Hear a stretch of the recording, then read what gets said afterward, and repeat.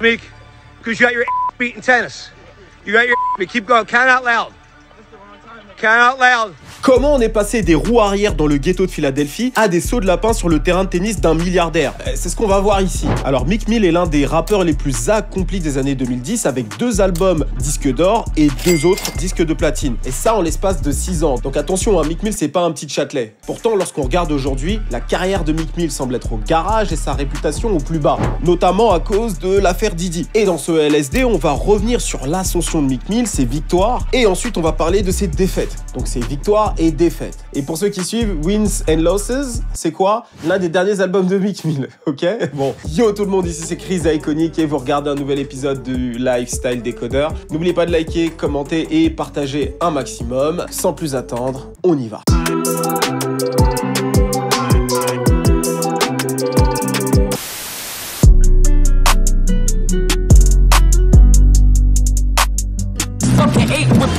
Me, you niggas playing basic ball. Skip weed, went straight to ball. I had wait to off. That wife that you getting treating us. See, I'm the one that piped that. Les premières traces que Meek Mill a laissées en tant que rappeur sont ses freestyles sur YouTube. Le rappeur n'a alors que 16-17 ans et comme tu peux le voir, il a le soutien de tout son quartier.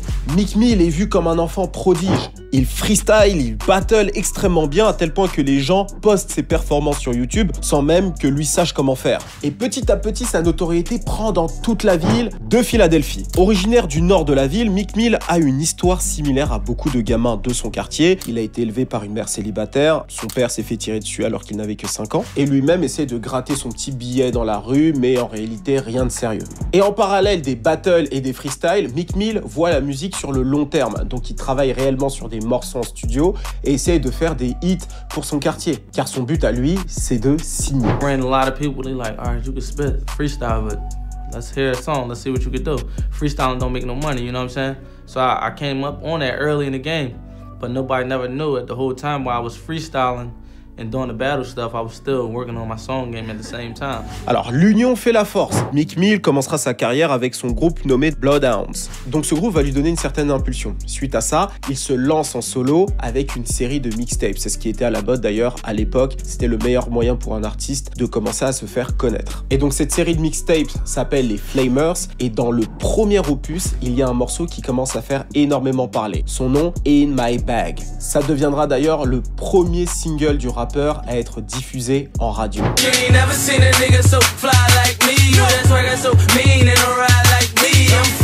Une fois lancé, le rappeur de Philadelphie sera inarrêtable. Porté par une popularité locale et par une personnalité de sa ville qui croit en lui, Meek Mill fera la rencontre de T.I., qui est extrêmement intéressé par le profil du rappeur de Philadelphie. It was just like, man, I want to bang with Young, you know what I'm saying? I like everything he's doing. It's all about my partner Meek Mills right here.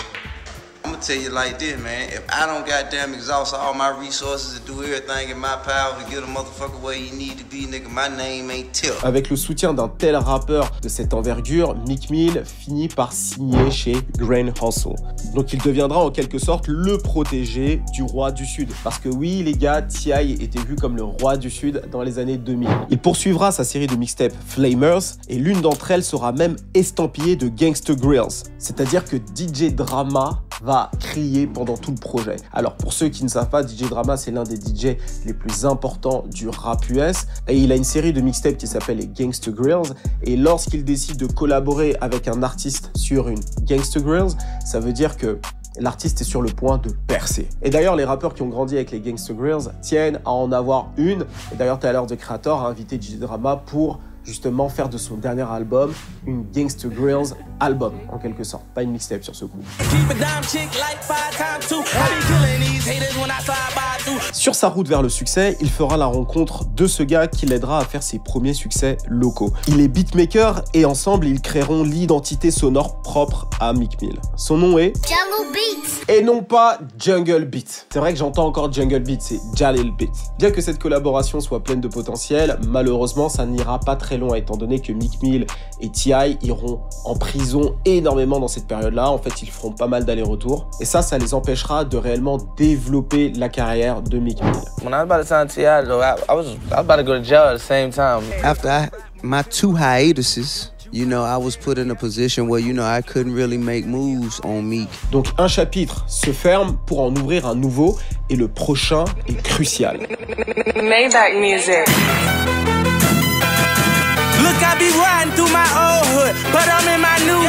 Alors qu'il est de passage à Philadelphie, Rick Ross est asséné de messages par les fans de Meek Mill, qui lui demandent de faire le remix d'un morceau du rappeur. Meek Mill, it's safe to say you just got one of the biggest remixes on the strength of your city. Les deux connectent juste après cette interview à la radio et quelques mois plus tard, ce dernier signe chez Maybach Music. Suite à ça, la carrière de Meek Mill décolle réellement. En fait, il va se lancer sur une série de mixtapes, oui, encore une fois, mais cette fois-ci, ce sera Dream Chasers. Et dans le premier Dream Chasers, il sort un morceau qui deviendra un classique. Oui, tu sais de quel morceau je veux parler, c'est I'm a Boss.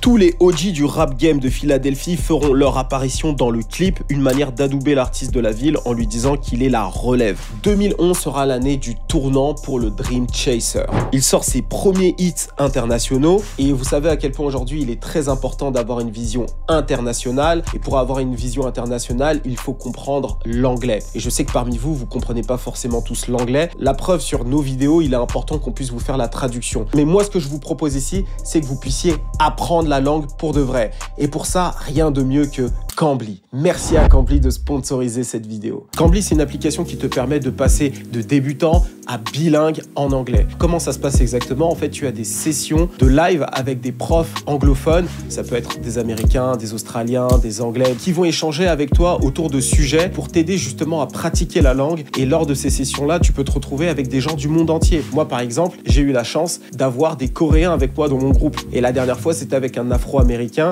Et pour la petite anecdote, son frère a été le premier manager de 50 Cent. Donc c'est vraiment une dinguerie. Vous pouvez même avoir des profs qui viennent de ce milieu-là, c'est ouf. Alors très souvent, les gens vont avoir peur et vont se dire « Ah, chez Cambly, il faut un minimum savoir échanger avant de pouvoir s'inscrire. » Eh bien, pas du tout. L'idée pour Cambly, c'est vraiment d'accompagner les gens qui ne savent pas du tout parler. Et d'ailleurs, il y a même des profs qui sont français, qui parlent anglais et qui peuvent parfois parler français avec vous et vous accompagner dans votre progression, d'accord? Donc si vous êtes débutant niveau 0, ne soyez pas effrayés. Cambly est là justement pour vous accompagner et faire de vous de véritables bilingues. Et justement, j'ai une offre de ouf à vous proposer dès maintenant. Avec le code promotion Major Cambly, obtenez moins 55% de réduction sur votre abonnement Cambly. C'est une promotion qui va pas durer longtemps, donc profitez dès maintenant. Le lien se trouve dans la description et sur le premier commentaire. Je te laisse te faire plaisir. Et aussi, il figure sur la cover des XXL Freshmen, aux côtés de Kendrick Lamar, Mac Miller ou encore Lil B the Bass God. Bass God. Et l'année suivante, il sort son premier album studio, Dreams and Nightmares. Il est temps de montrer ce qu'il a dans le ventre et Meek Mill convertira l'essai avec brio. I used to pray for times like this, to rhyme like this, so I had to grind like that, to shine like this. Dans l'intro, le rappeur revient sur le chemin semé d'embûches qu'il a dû traverser, son dévouement pour son art et le succès qu'il compte atteindre. Ce genre de morceaux, il n'y en a plus beaucoup en fait. Tous les rappeurs sont là juste à parler d'argent et plus d'amour de l'art, l'idée de se surpasser. Et c'est ça aujourd'hui qui manque dans le rap game en fait. Des mecs qui sont là pour l'art, pour l'amour du truc et pour être le meilleur. Et aussi, bien entendu, pour faire de l'argent. Mais c'est pas que ça quoi. Enfin bref, ce morceau deviendra d'ailleurs un classique de la discographie de Meek Mill. Jusqu'à aujourd'hui, les gens jouent le morceau lorsque Meek Mill est quelque part. Cet album s'écoulera à 165 000 copies la première semaine et sera disque d'or. Dans cette génération dorée qui compte J. Cole, Kendrick Lamar, Big Sean, Wale, Drake et Kid Cudi, Meek Mill sera le porte-étendard du rap de rue. Un art qui semblait un petit peu se perdre dans les années 2010. D'ailleurs, ne vous inquiétez pas, je suis en train de préparer ma vidéo de Drake contre toute la terre là, et en particulier Kendrick Lamar. C'est chaud ce qui se passe. Bref.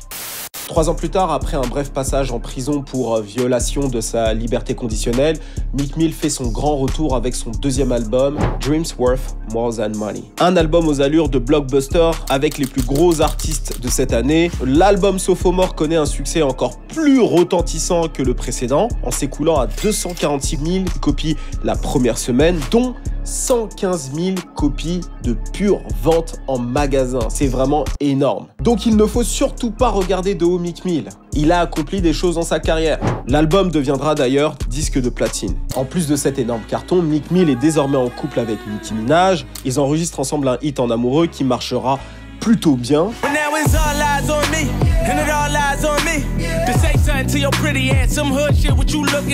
Il était au top du game à ce moment-là, l'avenir semblait lui sourire et pourtant il y aura un petit peu de tension dans le paradis.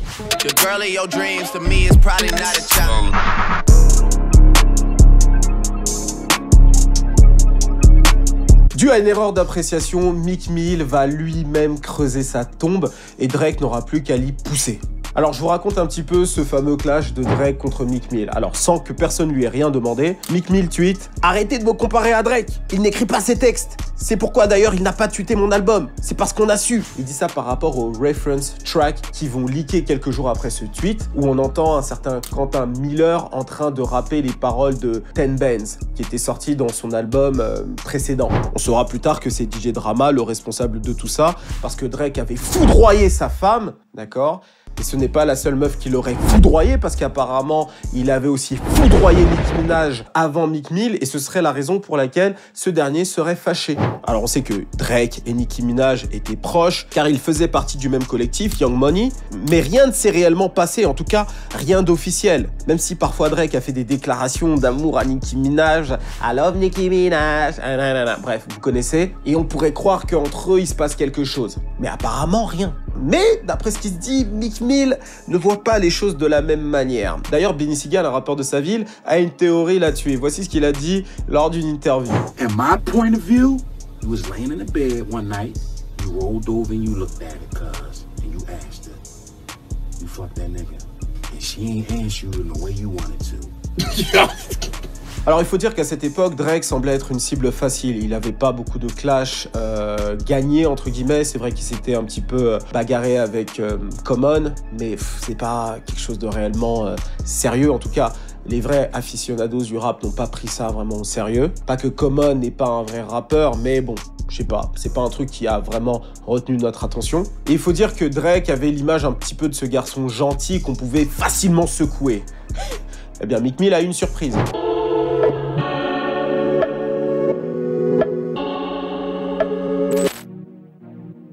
Oh man. Oh man. Oh man. Meek Mill va se manger la raclée de sa vie. Tel un véritable joueur d'échecs, Drake va vraiment mettre en place une stratégie pour détruire Meek Mill. Il va d'abord sortir un premier clash qui s'appelle Charged Up, un morceau justement où il y a quelques jabs, juste histoire de tester un petit peu Meek Mill, voir un petit peu comment il réagit. Ce dernier a réagi sur Twitter en disant « Oh, baby lotion soft ». En gros, c'est soft, Drake est soft. Et donc, Drake, voyant qu'il ne réagit pas trop, il s'est dit « Ok, il est temps d'envoyer le missile ». Back to back. Et on verra Meek Mill 6 pieds sous terre.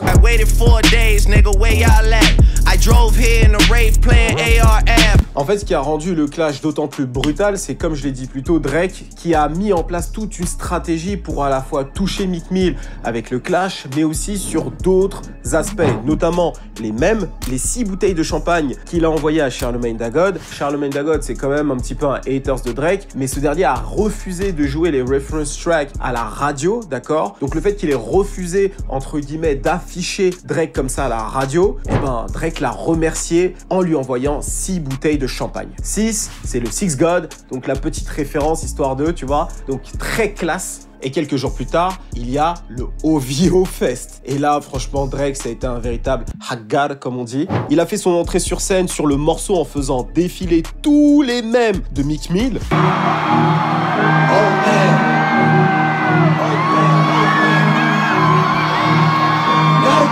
Les gens diront « Ah, c'est de l'acharnement, c'est de l'acharnement » et lui dira « Non, non, il s'est fait ça à lui-même, que le jeu continue ». Bon, Meek Mill aura répondu, mais bon, son morceau, plus personne l'écoute. C'est pas un morceau qui a fait son effet. Donc, Drake a gagné en quelque sorte le clash. Et à partir de là, la réputation de Meek Mill, c'était plus trop ça. Le rappeur street, tout ça là, ça n'allait plus. Il a beau envoyer quelques pics à Drake, lui faire d'autres clashs, personne n'a réellement calculé parce que c'était trop tard. Mais quelques années plus tard, il va faire une petite remontada.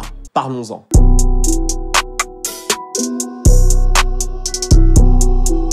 Meek Mill is out. There he is.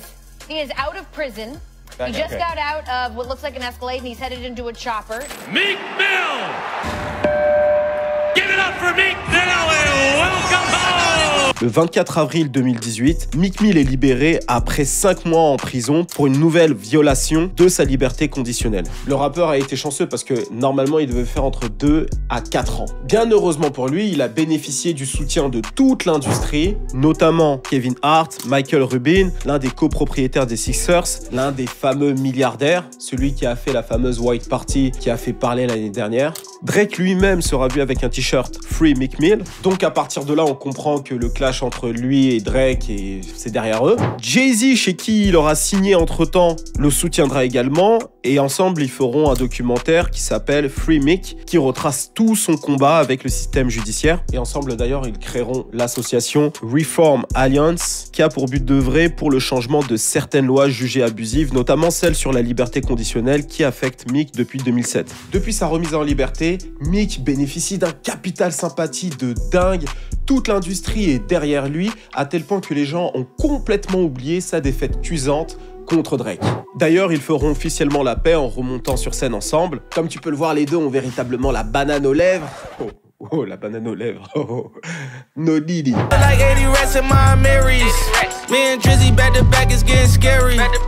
Après quelques mois de repos, Meek sort le 30 novembre 2018 l'excellent Championship et écrase tout sur son passage. Il écoule 225 000 copies en première semaine et sera disque de platine. Alors, Championship est selon moi le meilleur album de Meek, en tout cas c'est celui avec lequel j'ai pris le plus de plaisir. Il a sorti des morceaux que je trouve vraiment excellents, Championship, Trauma, Cold Hearted. Les 3 morceaux sont des morceaux très rappés avec des samples, etc. Bon, je pense que ceux qui me suivent un petit peu ont compris les morceaux que j'ai tendance à préférer. En fait, ce qui était bon avec cet album, c'est que tu avais à la fois de la substance, du rap et des morceaux club. Donc vraiment, tu avais absolument toute la recette qu'on demande à un rappeur comme Meek Mill. Par contre, je dois dire qu'il y a toujours de l'incohérence. Il parle énormément de violence, sachant qu'il vient juste de sortir de prison et qu'il veut changer les lois pour les prisonniers. Donc bon, le manque de cohérence et les rappeurs, ça fait un. Après, il faut dire une chose, dans cette période, Meek pouvait sortir absolument ce qu'il voulait, ça allait cartonner. Il y avait une telle attente autour de lui et un tel buzz suite à son départ en prison que franchement, il allait forcément cartonner. Après, il faut dire que le projet en lui-même est vraiment bon, donc c'est mérité. D'ailleurs, j'étais en 2019 aux États-Unis, au pic de Meek Mill, on était en club. Vous savez, c'est cette boîte où j'ai été et Quavo m'a tège des VIP. Oui, pour ceux qui me connaissent pas, d'ailleurs, bonjour à vous, vous êtes nombreux à être venus suite à la vidéo de Didi. Je me suis fait tège il y a quelques années des VIP par Quavo. J'en ai fait une vidéo, je vous laisse aller regarder. Et ben, dans ce club, Meek Mill était là et on l'a vu débarquer avec tous les mecs, avec les chaînes Dream Chasers et tout. Il arrive en club, laisse tomber. Il a éteint Quavo. C'est-à-dire que le DJ s'est mis à jouer l'intro là du premier album. I used to pray for time like this, to shine like this. Meek Mill is in the building. Tu vois, ça s'est mis à gueuler comme ça. On l'a vu débarquer, le DJ était là. Tout le monde a commencé à se concentrer autour de lui. Tu voyais les mecs faire des stories avec leurs meufs, des snaps. Tu vois, parce qu'aux US, c'est pareil, niggas, Gambi niggas. Bref, il était vraiment le roi du monde à ce moment-là. À un moment donné, il m'a regardé, je sais pas pourquoi, il m'a toisé comme si j'étais un hater, c'était trop drôle. Bref, j'ai vu Meek Mill au top du top. Donc vraiment, 2018-2019, Meek Mill est au pic de sa carrière, impact sur la société, hit et authenticité. Mais après le Covid, l'industrie change énormément, les tendances passent de plus en plus vite et les artistes populaires aussi. Et Meek Mill ne sera pas épargné. En 2020, il y a un renouveau de la tendance street, tu vois, avec pas mal d'artistes qui commencent à dominer les charts, notamment Lil Baby, Durk, King Von, NBA Youngboy, les rappeurs de Jacksonville et bien sûr, il y a l'ascension de la drill. Alors, le talent lyrical de tous les artistes que j'ai cités n'est pas forcément au rendez-vous. Par contre, il colle parfaitement à la génération Z et ce qui va faire leur force à eux, c'est leur authenticité. Alors certes, Meek Mill vient de la street, Philadelphie, tout ça, mais il a pris de l'âge. Aujourd'hui, il traîne avec Michael Rubin, Robert Kraft, tu vois, des milliardaires blancs ou encore Jay-Z. Donc, il n'est plus exactement ce que les jeunes de la rue représentent aujourd'hui. Alors, Meek Mill a conscience de ce changement et justement, il va inviter tout le gratin de cette nouvelle génération de rappeurs street sur son 5e album qui s'appelle Expensive Pain. Et donc, parmi ces artistes, tu as Lil Baby, Moneybagg Yo, Giggs, Young Thug, Lil Uzi Vert et Brent Faiyaz. Alors, malgré ce casting de folie et un single que je trouve excellent, Flamers Flow, l'album sera quand même beaucoup moins bien reçu que les précédents avec seulement 95 000 copies vendues en première semaine. Alors clairement, ce n'est pas un flop, mais par contre, si tu dois comparer au précédent projet qui a fait 225 000, c'est quand même moins de 100 000 copies sur ce nouveau projet, donc ça annonce rien de bon pour la suite. Alors il y a plusieurs raisons qui peuvent justifier le fait que l'artiste est beaucoup moins vendu que son précédent projet, mais en tout cas ce qui est clair c'est qu'il a une baisse de popularité qui est plutôt évidente. Alors pourquoi à mon avis il a perdu autant en termes de vente? Alors il y a plusieurs raisons. La première raison, comme je l'ai dit, c'est que c'est un rappeur street, Meek Mill. Alors le rap street cible surtout un public d'adolescents à jeunes adultes, donc je dirais entre 13 et 25 ans. Et cette audience en particulier a besoin de voir des artistes qui lui ressemblent, effectivement physiquement, mais aussi en termes d'âge. Il doit soit avoir le même âge, soit être un peu plus vieux. Et si tu regardes tous les artistes street qui ont pété ces dernières années, tu vas constater que c'est à peu près les tranches d'âge que j'ai donné. Donc Lil Baby avait 23 ans lorsqu'il a percé, NBA Youngboy 18 ans, King Von 24 ans, et Meek Mill, quand tu le regardes lui, au moment où tous ces gamins-là ont percé, il avait 33-34 ans, tu vois, au moment où il a sorti Expensive Pain. Donc tu peux déjà voir qu'il y a une déconnexion avec cette jeune génération. D'ailleurs, à mon avis, dans 2 ou 3 ans, ça va vraiment se ralentir pour Durk. Il a aujourd'hui, je crois, 29-30 ans. Donc d'ici 33 ans, tu vois, les petits de 16, 17, 18 ans vont beaucoup moins se voir en Durk. Donc un artiste comme Meek Mill, normalement, les artistes street, ce qu'ils font, c'est qu'ils vont transitionner vers soit un créneau de boss. Donc ils vont mettre un petit peu la musique de côté et se concentrer sur leur business, et ils vont jouer juste sur leur persona dans l'industrie de la musique pour continuer à exister. Par exemple, Rick Ross, Young Jeezy, tu vois, c'est des gens qui continuent à prospérer grâce à leur business, mais dans la musique, ils existent grâce à ce qu'ils ont réussi à accomplir. Donc sur les réseaux sociaux, ils ont toujours un gros following, etc. Un personal branding encore très très puissant, mais musicalement parlant, on sait que ça vend beaucoup moins. Et c'est aussi le cas de Jay-Z, hein. Jay-Z, c'est l'exemple ultime de ça. Après, Jay-Z a continué à vendre énormément. Bon, c'est encore autre chose. Mais soit c'est ça, soit tu deviens plus un artiste club. Donc tu vas aller plus sur un créneau à la future. Par exemple, Fat Joe, c'est le cas. Et même en vrai, lorsque je te dis de devenir un artiste un peu plus club, c'est un single ici et là, tu vois. Je t'ai dit Fat Joe, il a fait All the Way Up, c'était en 2016, je crois, 2017, quelque chose comme ça. Il a jamais rien fait d'autre. Donc non, en réalité, pour un artiste comme Meek Mill, soit il devient vraiment une légende, il réussit à s'inscrire dans les artistes, dans le style de J. Cole, Drake et Kendrick Lamar, mais tu remarqueras une chose, hein, ces trois artistes-là sont pas des artistes street. Donc pour un Meek Mill, il y a une transition à faire, un peu à la Jay-Z, ce qui est très dur, mais en général, les artistes comme Meek Mill deviennent des businessmen. Donc tu vois, il faut qu'il aille dans le créneau aussi d'un 50, tu vois. 50 pareil, un rappeur street qui a réussi à faire cette transition correctement. Et justement, il essaiera de le faire, il essaiera de développer Dream Chasers, et ça va pas vraiment fonctionner. Il signe quelques têtes, parmi elles Young Ro et Vori, deux artistes plutôt talentueux qui proposent des choses intéressantes, mais rien de fulgurant n'en ressort. Il connaît aussi une déception avec Roddy Ricch, la pépite qu'il convoitait tant lui a filé entre les doigts pour signer chez Atlantic, son propre label, le label de Dream Chasers. D'ailleurs, il ira sur Twitter pour dénoncer les pratiques douteuses du label. Donc tu vois, Dream Chasers, ça fait rien de ouf. Lui-même, sa carrière n'est pas au top. D'ailleurs, récemment, il a sorti un projet avec Rick Ross qui a vendu seulement 31 000 copies la première semaine, ce qui est encore moins que le précédent. Donc là, on est en train de se rendre compte que plus le temps passe, plus le rappeur a moins de popularité, les gens sont moins intéressés par ce qu'il fait. Mais à défaut d'exister dans les charts, Meek Mill va continuer à exister sur les réseaux sociaux, et en particulier Twitter et Instagram. Alors, ça date pas d'aujourd'hui hein, qu'il existe sur les réseaux, il est très actif, et je pense que ça lui a fait beaucoup de mal d'exister justement sur Twitter. On va revenir sur justement ce qu'il a proposé ces dernières années qui ont pas fait beaucoup de bien à son personal branding. Le rappeur, c'est être hyper gênant, voire vraiment très gênant. Et d'ailleurs, tu te poses la question parfois, qu'est-ce qui lui est passé par la tête avant de poster ce qu'il a posté? On va prendre quelques exemples. Il y a ce fameux saut à la piscine. Il a posté une photo en story de ses jambes à la piscine avec des frites McDo entre elles. J'ai pas compris. Il a aussi fait un tweet où il demande où se procurer une culotte qui vibre. Il a fait des tweets désastreux sur la crypto. Il y a des mecs qui ont même dit qu'ils ont perdu de l'argent à cause de lui. Alors je sais pas si c'est vrai, mais c'est tellement drôle de dire que Meek Mill a appris ce qu'était la crypto. Il en a parlé sur Twitter et les gens ont perdu de l'argent dessus. Alors le dernier truc en date qui m'a vraiment fait rire, qui m'a vraiment fait me dire putain mais Meek Mill, mais il faut vraiment qu'on l'aide avec ses réseaux. Il est vraiment trop gênant. Il a posté une photo lors de la soirée de Michael Rubin, vous savez, cette fameuse White Party qui a fait énormément parler l'année dernière. Il a fait une photo dans les toilettes du mec, genre il rampait aux chiottes. On voit juste son bras à côté des chiottes. On voit qu'il porte une montre. Je sais plus c'est quelle marque de montre, mais c'est une montre qui vaut des centaines de milliers d'euros. Et genre il nous la montre comme ça en galère. Et en caption il met too much liquor.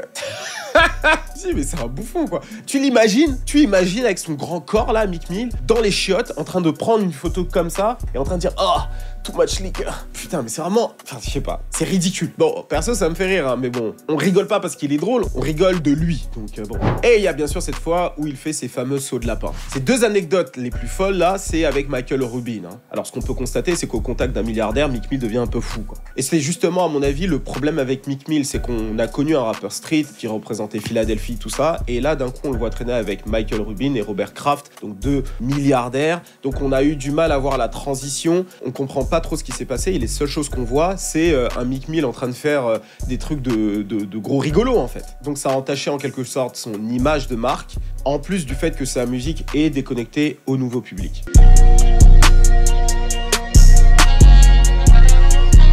It did not say Meek Mill name. Wait. Oh, hold up. Never mind. Wait, what the fuck? Mr. Combs informed Mr. Jones that he had engaged in sexual intercourse with a rapper. That's redacted. He's a Philadelphia rapper who dated Nicki Minaj. Yo, Meek, you've been tweeting about everything on planet Earth. If you don't get a Twitter rant saying you about to get Lil Rod killed, you about to shoot up his block, blow his mama's house up, this nigga is saying that you and Diddy were fornicating. What the fuck? Alors, lorsque le document de Lil Rod a été dévoilé, où on apprend que Meek Mill s'est fait tabac, apparemment, c'est pas sûr, mais s'est fait tabac par Diddy, bon, on a tous été choqués, quoi. Il y a eu aussi cet audio où on l'entendrait en train de crier. Bon, selon moi, c'est faux, hein, je pense pas que les deux aient couché ensemble, encore que c'est possible, mais en tout cas, ce qui est clair, c'est que l'audio est faux. Voilà, comme ça je vous le dis, c'est pas la voix de Meek Mill, c'est évident. Mais comme je l'ai dit dans ma vidéo sur Diddy, on est sur une guerre médiatique et dans ces périodes-là où tout le monde est choqué, tu peux faire passer un maximum de choses fausses, entre guillemets, et les gens vont aller toujours plus loin, quoi. Et justement, DJ Academics, donc le média américain, a couvert de près donc l'affaire Diddy. D'ailleurs, je vous conseille d'aller voir ses vidéos, il est vraiment très bon, surtout en stream. Et donc ce dernier s'est permis de faire des blagues sur le fait que Meek Mill se soit fait potentiellement soulever par Diddy, en disant justement qu'il a l'habitude d'avoir une image street, et le fait d'apprendre comme ça qu'il s'est fait soulever par Diddy, ou alors le fait qu'un Lil Rod ait dit qu'il se soit fait soulever par Diddy, c'est un gros manque de respect. Donc quand t'es un mec de la rue comme lui, parce que c'est ça qu'il nous a vendu pendant toute sa carrière, eh bien c'est gênant d'avoir ce type d'allégation là. Donc il lui a dit hey, si tu slides pas sur lui, t'es pas un vrai gars de la rue, etc., etc. Donc là, en voyant ça, tu peux clairement te rendre compte que c'est très compliqué d'avoir une image street, parce qu'après t'es cantonné à quelque chose et t'as beaucoup de mal à évoluer avec le temps, hein. Tu regardes par exemple Drake, Kendrick Lamar et J. Cole, ils ont pas ce problème là. Meek Mill, lui, a ce problème. Bon, Meek Mill n'a vraiment pas apprécié les blagues de DJ Academics et les deux avaient déjà un antécédent, d'accord? Ils avaient déjà eu une embrouille il y a quelques années. Et pour répondre à DJ Academics, qu'est-ce que Meek Mill a fait à ton avis? Eh ben, il allait sur les réseaux sociaux, en particulier Twitter, où il a dit « Academics, ne t'ai-je pas dit d'arrêter de jouer avec moi?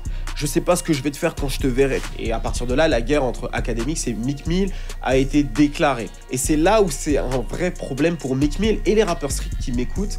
Écoutez bien tout ça parce que ça peut peut-être vous servir. En fait, le truc, c'est qu'un Meek Mill est cantonné à une image de rappeur street. Et en fait, cette image-là repose sur le fait que le public pense que tu es capable d'aller très loin dans la street. Donc, tu es capable d'aller jusqu'à tuer quelqu'un, quoi. Et en fait, quelqu'un comme DJ Academics, qui est au contact des artistes et qui a conscience que tout ça, c'est de l'entertainment, il a compris que Meek Mill a beaucoup de choses à perdre, d'accord, financièrement, sa liberté, sa famille, bref, tout ça. Et en plus de ça, Meek Mill n'est pas vraiment un mec de la rue, quoi, tu vois. Il a grandi dans le ghetto, effectivement, mais c'est pas un mec street qui va sortir son gun et tirer dessus. Comment il le sait? Bah, il a eu l'occasion d'échanger avec d'autres rappeurs street, notamment King Von, qui pour le coup, lui, est plus un mec de la rue qu'un rappeur, tu vois. King Von, c'est un mec qui a fait quelques bons sons, mais c'est pas un vrai rappeur, tu vois. Tu lui donnes un micro, tu lui dis freestyle pour moi, il sera pas freestylé. Par contre, c'est un mec de la rue. Et ce qui a fait sa popularité à lui, c'était justement son authenticité. Comme je te l'ai dit, nouvelle génération, génération Z, l'authenticité va primer à la musique. Et donc, sachant ça, il se dit, mais Meek Mill va jamais rien faire. Donc, il rentre en guerre frontale avec lui, et ce dernier a lancé des streams de 2 heures où il insultait Meek Mill, en fait. Il a pointé les incohérences du rappeur, etc. Parce que Academics, c'est quelqu'un de smart, il a compris ce qui se passait. Et de l'autre côté, Meek Mill lui répondait au début. Il lui disait, ouais, je vais venir chez toi, je vais pisser sur tes escaliers, etc. Et Academics a conscience que Meek Mill ne va jamais le faire. Et s'il le fait, Academics est multimillionnaire, il a une sécurité, etc. Il a le droit de se défendre dans certains cas. Donc, bref, il a de quoi faire, quoi. Lui aussi. Et en fait, ce que Academics va faire, c'est que il va l'insulter tous les jours. Il va faire des streams d'1 heure, 2 heures, où il va réellement l'insulter. Et très honnêtement, il est très drôle, le Akademiks. Donc il a commencé à réellement humilier Meek Mill. Et Akademiks va aller encore plus loin. Il va interviewer tous les artistes de Philadelphie qui détestent Meek Mill. Et ils sont nombreux. Donc il va même montrer que sa crédibilité dans sa ville n'est plus. Et c'est ça le problème lorsque tu es un rappeur street. On va te mettre au pied du mur et on va te dire à un moment donné, écoute, voilà, j'ai fait le pire. Là, t'es obligé de faire quelque chose. Donc t'es obligé de venir le voir, t'es obligé de l'agresser ou quoi. Et en fait, Meek Mill ne va rien faire. Parce que il a conscience que si il va au bout de ses menaces, lui de son côté, il va pas forcément en sortir indemne. Et même s'il réussit à mettre en œuvre ses menaces, il va sûrement retourner en prison. Et cette fois-ci, s'il retourne en prison, je pense pas qu'il va faire 6 mois. Surtout pour ce qu'il compte faire à Akademiks. Donc pour un rappeur street, t'as perdu le soutien de ton quartier,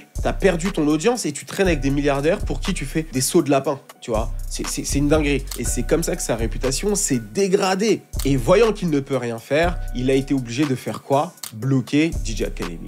Donc là, en quelque sorte, il a soulevé le drapeau blanc en disant ok, c'est bon, on arrête, ça sert à rien, de toute façon je peux rien faire contre toi, t'es un média, tu peux faire du contenu tous les jours et si tu décides de m'harceler, en fait, tu vas vraiment le faire. Et moi de mon côté, je peux pas aller porter plainte, je peux pas t'attaquer directement, je suis bloqué. Voilà, je suis bloqué. Et donc en plus de se prendre une rumeur, il s'est pris un KO par un streamer du rap.